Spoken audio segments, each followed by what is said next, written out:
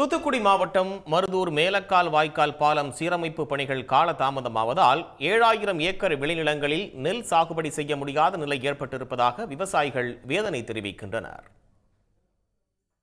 தூத்துக்குடி மாவட்டம் தாமிரபரணி பாசனத்தில் மருதூர் அணையில் கீழக்கால், மேலக்கால், ஸ்ரீவைகுண்டம் அணையில் வடக்கால், தென்கால் மற்றும் 53 பாசன குளங்கள் மூலமாக மொத்தம் 46,107 ஏக்கர் நிலங்கள் சாகுபடி செய்யப்பட்டு வருகிறது. அவற்றில் 23,000 ஏக்கர் வாழை சாகுபடியும், 17,000 ஏக்கர் நெல் சாகுபடியும், 6,000 ஏக்கரில் இதர பயிர்களான உளுந்து மற்றும் வெற்றிலை உள்ளிட்டவையும் பயிரிடப்பட்டு வருகின்றன.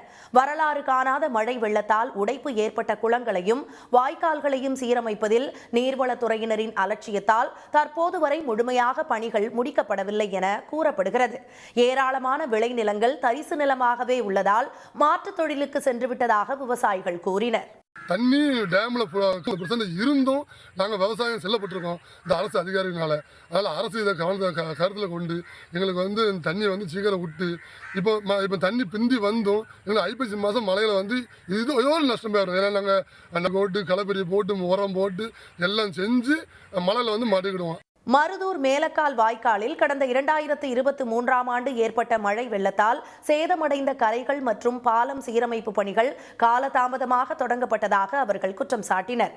மேலக்காலில் தண்ணீர் விரைவில் திறக்க வேண்டும் என்றும் வலியுறுத்தினர்.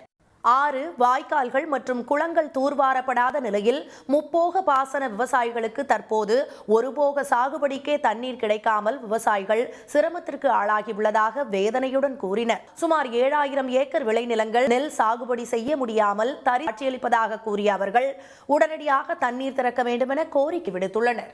உடனுக்குடன் செய்திகளை தெரிந்து கொள்ள சன் நியூஸ் பெல் ஐகானை கிளிக் பண்ணுங்க.